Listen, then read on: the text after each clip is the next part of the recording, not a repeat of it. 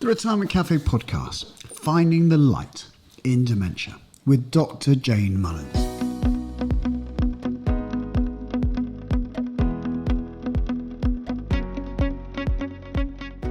Hello and welcome to another episode of the Retirement Cafe podcast with me, your host, Justin King. If you're thinking about your retirement or already retired, you're in the right place.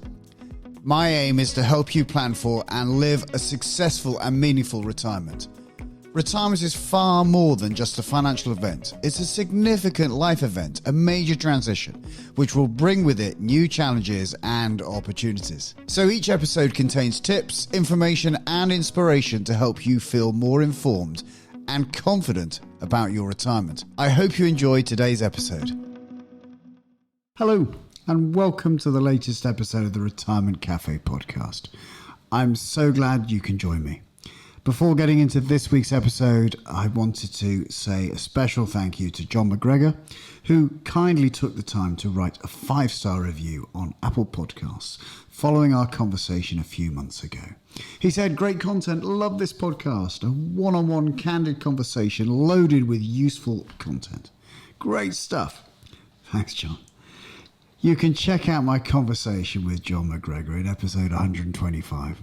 And if you enjoy this or any other episode, please do leave a review on Apple Podcasts to help more people like you find us. It really, really does help. So let's crack on. I'm sure that we all know or have known someone who is living with dementia. One of the hardest things for those of us in this position is knowing the best way to support the person suffering. This week, I'm delighted to be joined by Dr Jane Mullins, who has devoted over 25 years to the study and practice of dementia care. She has uncovered certain common features that can help caregivers and the people they care for find better ways of coping. Her practical experience is backed up by expert knowledge gained from keeping up with the research, lecturing and studying for her PhD, in which she shares in her book, Finding the Light in Dementia. In our conversation, Jane shares why she got into dementia care and how she is working to create sustainable activities to help families continue to communicate and connect with their loved ones who are living with dementia, and the motivations behind her book, Finding the Light in Dementia. So, without further ado, here's my conversation with Dr. Jane Mullins. Welcome to the podcast, Dr. Jane Mullins. Hello, thank you. It's great to be here. Thanks for having me. My pleasure, Jane. My pleasure. Jane, for those who don't know you, you've got obviously, you're a doctor, and I know you're an author, and you've done lots of stuff in your career to date. Tell our listeners a little bit about yourself. Well, actually, I'm actually a nurse, but I have a PhD. So just to sort of clear that up, because I think of course, yes. A medical doctor. No, I started my nursing journey. Well, I suppose before I trained as a nurse, I worked as a care assistant in a nursing home in the early 1980s. So worked very closely with the residents who had all sorts of conditions, many who had dementia. Then went on to train, good old-fashioned training as a nurse, apprenticeship, and worked very closely with people who have stroke at the time. So I've always been quite drawn to working with people who can't communicate so well for themselves. I've always had this deep sense of trying to help support them, trying to get them to express their needs. So qualified as a nurse, worked in various places, intensive care and coronary care for a while, but actually I've always been really drawn to working with people who have neurodegenerative conditions and older people. Went on to work in the memory clinics first of all in Bath, and I learned an awful lot then about the brain and all the various sort of rarer types of dementia, as well as Alzheimer's disease and vascular dementia. So I learned a lot about what we call the neuropsychology of the brain, but also I help support people through their diagnosis. So I was very much, despite knowing quite a lot of the science, I'm very much a nurse and supported a lot of people through their diagnosis and their families. I was very involved in the clinical trials of all the drugs that are now licensed. So I was sort of research nursing then. Wow. So I would see, we call them patients coming to the memory clinic. They would be involved in the study, and every 6 months or so, I'd see them. I'd have to go through some what we call cognitive tests with people, which is always quite a tough one. So I learned a lot of skills around trying to help support them when they're often very aware of how they're deteriorating. And I learned a lot really from listening to them and listening to their families. Then went to work in the memory clinic in Cardiff. Similar work really, with a lot more emotional support for families and for the person having the diagnosis. And then and in between that, I did manage a nursing home. Sorry, I've been around a long time. I did manage a nursing home where I did originally work as a care assistant. So, and that Wow. 95% of our residents had some form of dementia. Gosh. But when I look back, and I didn't know much then, we treated everybody as a human being, as everybody should be, knew all about their life histories long before we now know that's what we should do.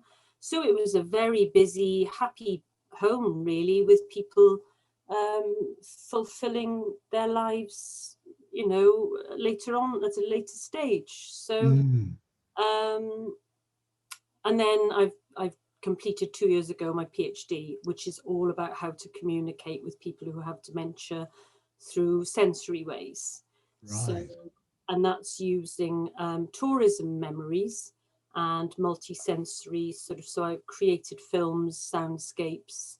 We shared food and drink together. So it was about sort of going back, bringing couples back together through the senses and through using holidays as a sort of vehicle, really, but anything could be used, but sharing experiences, creating films for them. And what I found was when I visited the families initially, the couples, the dementia was massive. It's a huge part of their what was going on in their lives. And actually through fulfilling this suitcase of memories, it seemed to rekindle their couplehood. It seemed to bring back. The challenge I have now is how do you sustain that? How do you keep that going? Yeah, But certainly around issues around COVID now, these sort of activities could help people who are isolated at home to try and keep.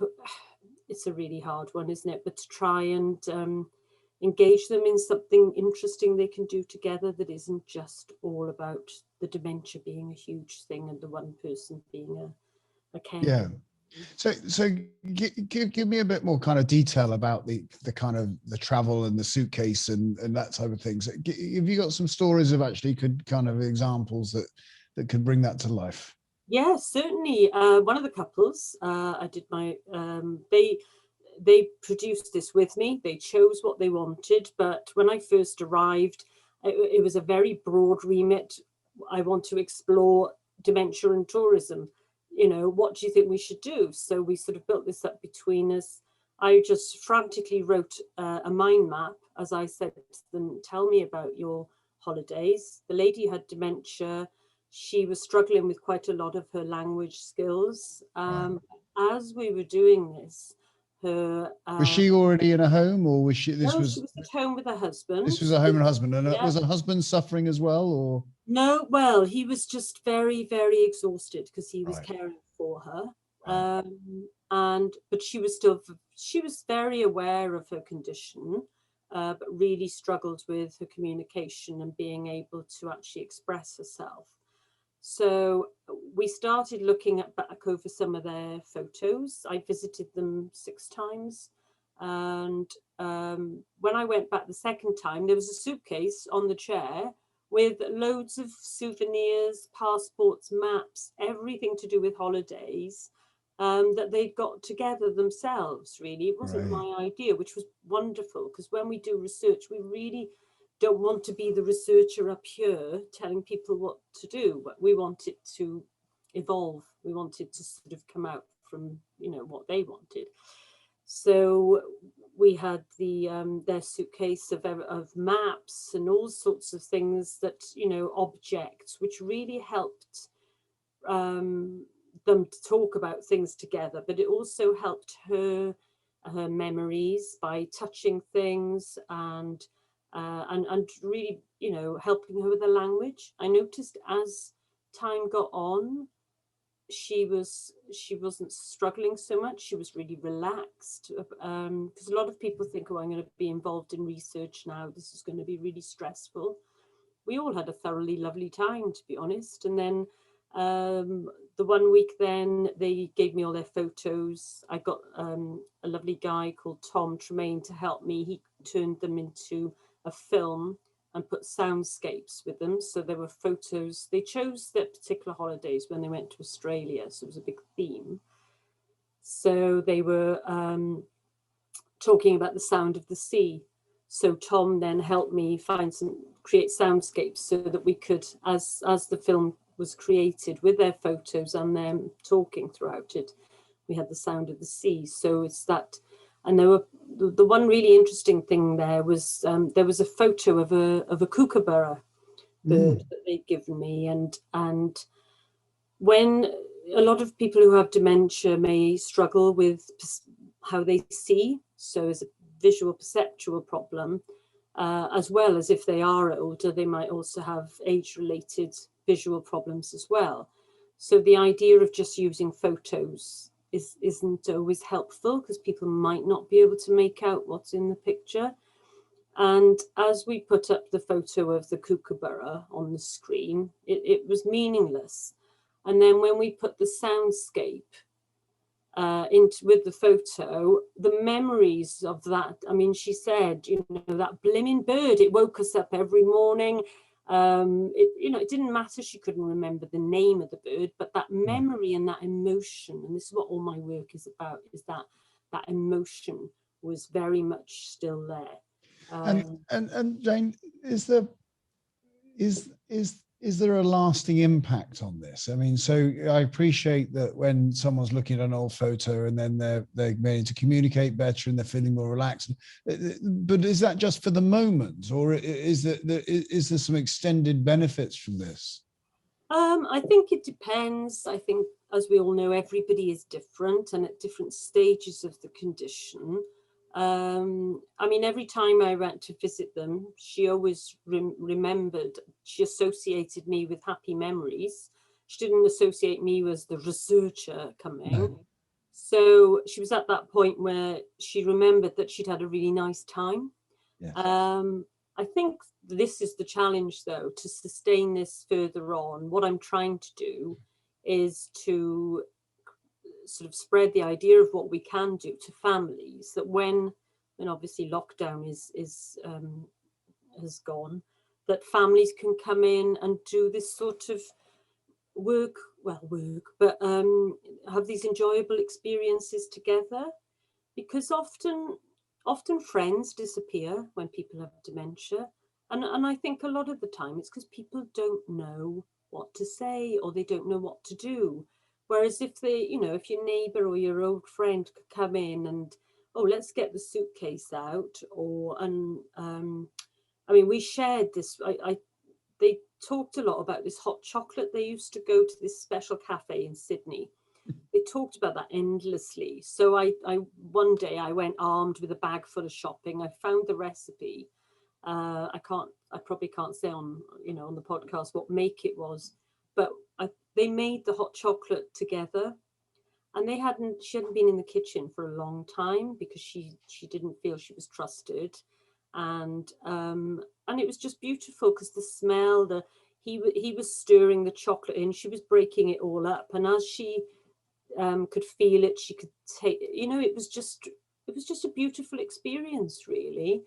And they had some spices to go in it, and then we sat around the table and shared food that they talked about a lot. So this old buffet restaurant they used to go to. Food is a huge thing when people talk about holidays and reminiscing. It's interesting that. And we did have a little snifter as well, because there was, I can't remember what the drink was now, but it was a little liqueur that they talked about a lot. So yeah, and that whole just lovely experience of using all the senses. I mean, I know that some people who have dementia may lose certain senses, but I think you've got to try things out because you don't know really. And I suppose in answer to your question, sorry, I do go on a bit. I think I think this is where I want to create it into something sustainable for families to be able to continue to do.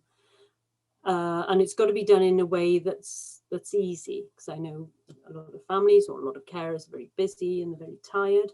But if they can see the joy and they can reconnect together, it's hugely valuable. Really is. Yeah.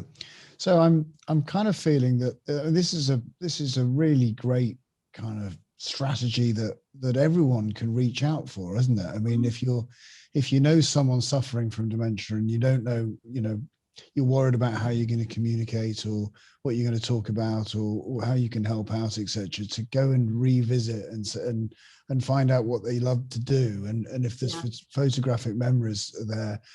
That'd be a wonderful thing.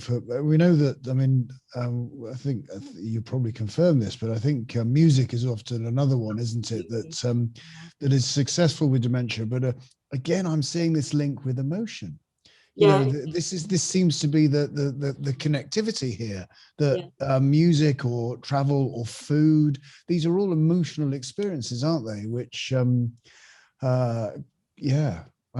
Absolutely. I mean, I think that's what we're looking at, is that, and the big thing I try to get across in my training is that somebody may not remember an experience. They may not remember that you're their son, daughter, or, but they may know that you mean something to them. But, when you think about what is a son, what is a daughter, that side of things, you're using all that sort of cognitive side of the brain.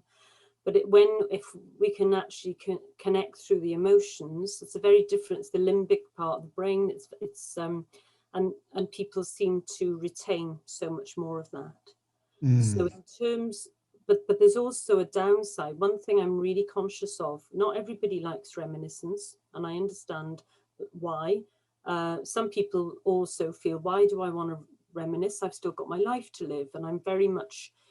So I'm sort of moving away from the reminiscence, more towards looking at the senses. So what sort of things do we want to connect with? But also, if somebody's had a traumatic past, we've got to be really aware that we could be actually stimulating some traumatic memories as well. So it's very important when we're with somebody, if we know, I mean, sometimes we don't know what people's pasts are, but it's very important to be in that moment and acknowledge if somebody's struggling quite a bit emotionally. But generally, when we're looking at holiday memories, it's usually a good, they're usually associated with lovely emotions, aren't they? So so I'm hoping that can help, really.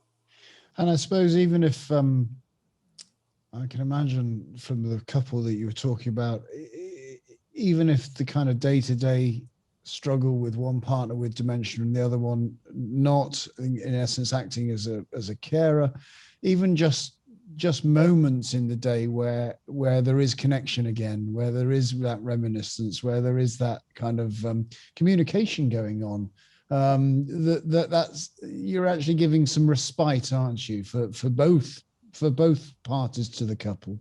Yeah, absolutely. I mean, it wasn't just for it brought them back, their couplehood, as we call it. It sort of really did. I mean, it was quite funny because at one point they were arguing a bit, which they hadn't done for years by the sounds. So I got a bit of an idea of what their relationship had been like. Not that they argued a lot, but, she was actually sort of, they were arguing over a memory of something, a little bit. And and we had a bit of a laugh about that, because even that had gone that you know, how their relationship was, and what can happen is powers can change within relationships a lot. So it was good to see she was really coming back to life, you know, in standing up for herself a bit. Yeah. Not that he, you know, was overbearing at all, but it was, yeah, it just, I think as well, it's the big other thing takeaway I always want people to realize is that we should not always be coming from this lens of loss all the time. We should be working with what people are able to do.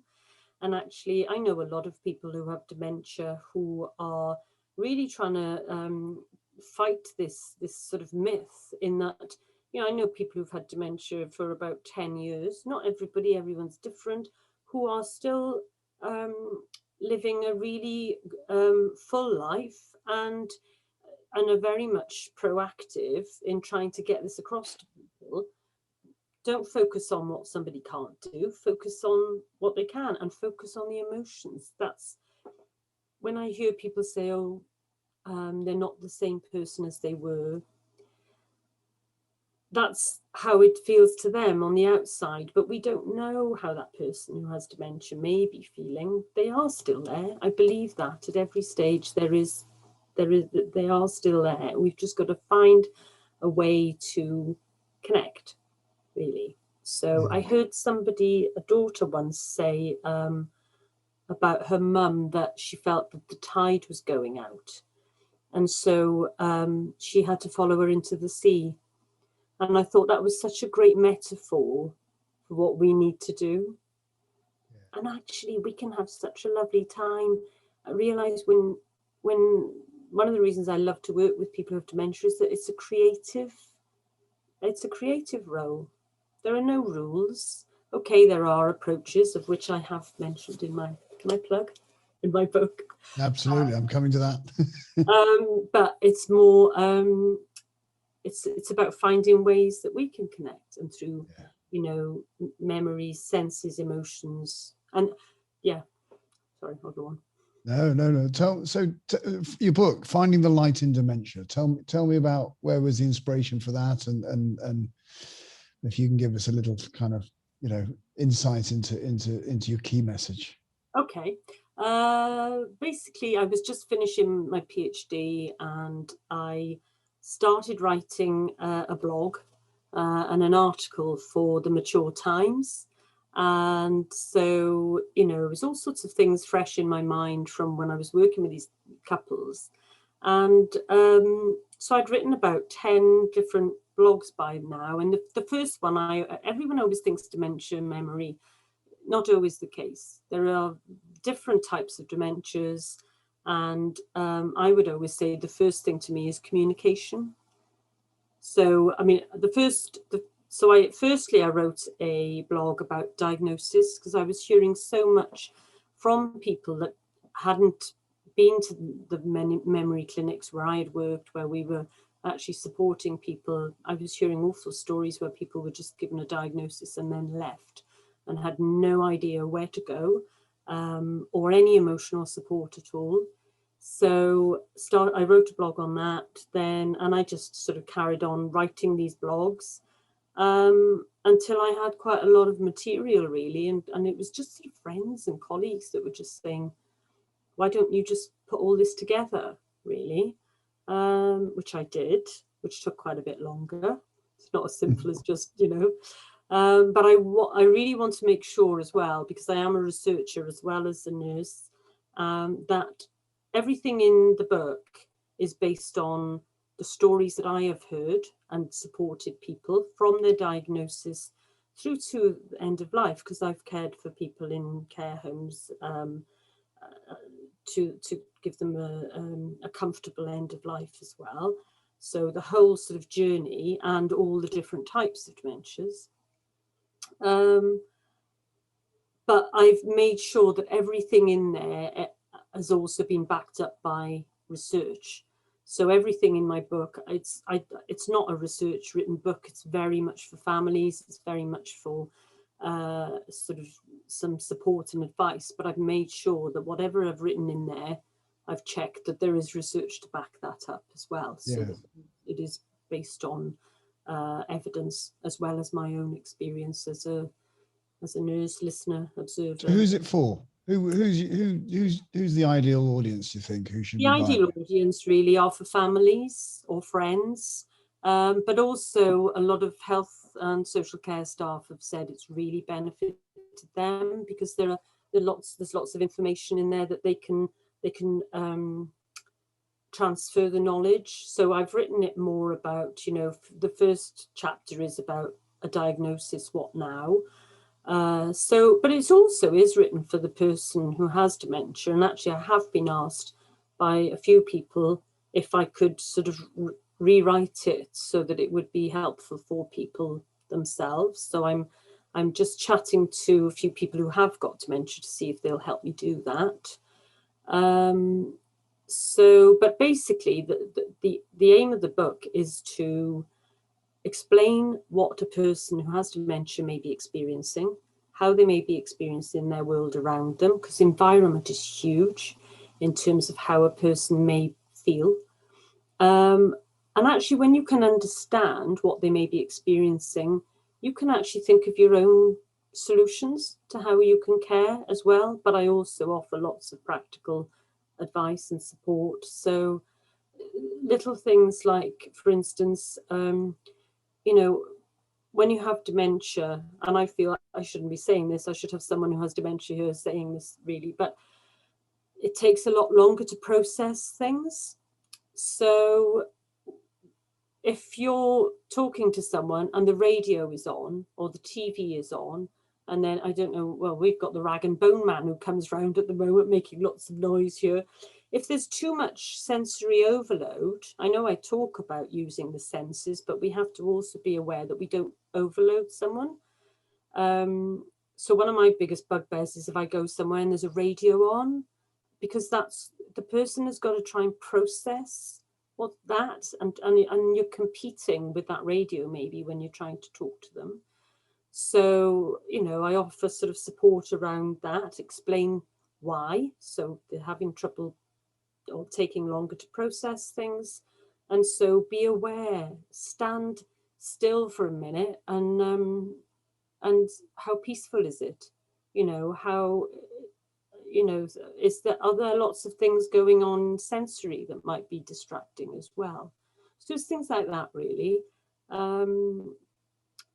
And yeah, so I cover very much about communication, about memory, but as I say, not all. I mean, I know somebody who has Lewy body dementia very well, and he's had this for about 7 years now, doesn't have a problem with his memory. In fact, his first symptom was that he lost his sense of smell. Wow. So I'm learning from him, I'm learning from everybody. So, but the book was written generically that it would cover anyone of any type of dementia in a way, and at most stages, really. Right. Great. I'm sure it'll be a welcome bit of knowledge from all your years of experience. Tell me, a bit of advice now, and I don't know whether you've got the answer, but a friend of mine posted on Facebook yesterday, and she said, it's heartbreaking. My mum's in a home. She's suffering from dementia. I'm not the one person who's allowed to visit because that's another family member. But of course I want to call her and I want to FaceTime her, and she won't even answer my calls. What can she do? That is a difficult one. It's also very difficult when I don't know them as well. I would think quite a few things. I would think firstly is, can she speak to, and she probably has, to the care manager or any of the particular carers who know her mum well, and ask, do they have any suggestions? I don't know at what stage her mum is able to understand. So maybe, I don't know if she can understand that actually seeing somebody on a screen, it's not the solution. People need to be seen in person, don't they? Yeah. I would normally say, you know, if you're struggling to connect with someone, is to use a prop or find something that you have in common or know that person. Of course, can't do that at this stage. So she has somebody going in to visit. Yes, she does. But she's obviously needing that connection with her mum. Yeah. I mean, it's whether her mum can actually understand consciously who she is, what's going on. It's really difficult unless I knew them. Yeah, you know, sure. Slightly unfair question, but I just thought it'd be interesting. No, but I'm very conscious that of a lot of the things that I would normally recommend, we can't do because of COVID. No. It's all around social interaction, but I am sort of with people I suppose I know more easily. I can try and work things out. But that's what I mean. It is a creative process. It is not a right or wrong, you know. I mean, if she wanted to get in touch with me, we could have a chat. Oh, that's very kind of you. Very kind of you. So tell me about your kind of research and the training program that you're developing. Tell me what you're doing there. Yes, well, it started off 11 years ago when I first started doing my PhD. It took that long to do it. No, it didn't. It took 7 years. But I was talking with a friend of mine who was also doing her PhD, who specialised in visual impairment. And we were actually procrastinating because we should have been studying, and over coffee. And we started, you know, talking about our passions were about training in communication with people who work with people who have visual impairment or people who have dementia. So we started sort of having this conversation. And then we were talking about the values of what sort of training, you know, what we needed to look at. And we came up with this whole idea of dignity, understanding, empathy. And so it sort of came up with this duet care idea. So the whole aim as well, and this is something I feel very strongly about, is that the people who are giving care need to be able to care for themselves a lot as well, especially now, because we're hearing some really, you know, heartbreaking stories, aren't we, in terms of carers are just so stressed and challenged by what's going on. And because I've been there as a care assistant, I've been there as a nurse, and I'm totally aware of the stresses sometimes. It's so important that we can offer resources to help them so that they can care for the people who have dementia well. So this sort of idea came up about 11 years ago. Various things in life got in the way. So like families and jobs, various things. So, but I kept building and building on this training program. And then I think I was driving my husband nuts because it's been like a labor of love, because I'd be then working, so work full time. And then I was saying, well, you know, duet, I've got to do duet, blah, blah, blah. And then I'd be like, it just trying to do, you know, develop a training company and things, it was quite difficult in terms of needing the time, the resources, the money to develop it, and face-to-face training. So I think about in 10 years, it reared its head about 5 times and then went back down. And I eventually said, no more, got this job now. I'm not going to, you know, duets. It's on the memory stick, you know. And I'd been lecturing in health and social care. So I'd been developing personal and professional development materials for our students who were all working in care. So that sort of was a bit of a, sort of got me started a bit as well.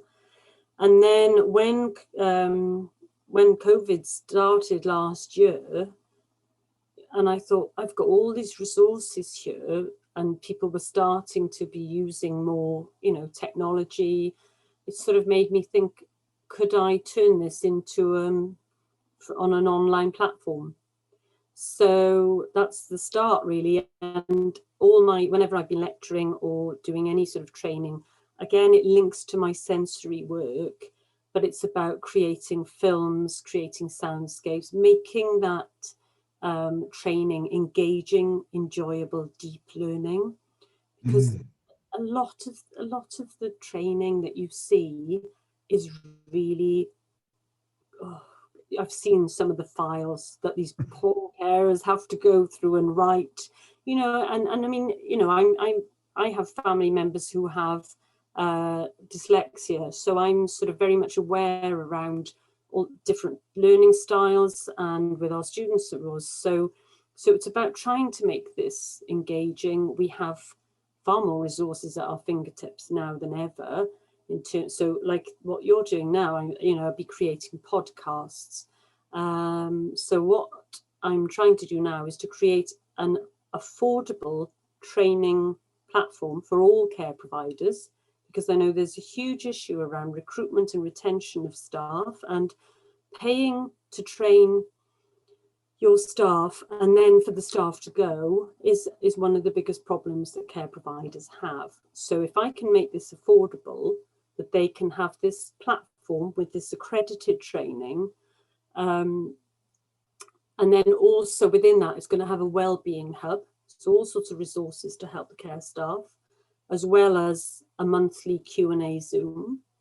Then for one fee a year, and it is a bargain, they can decide, they can train their staff where and when they want to. So it helps me to feel that I'm getting that out there. I'm hoping that it's, I'm listening to a lot of care providers about the issues that they're having.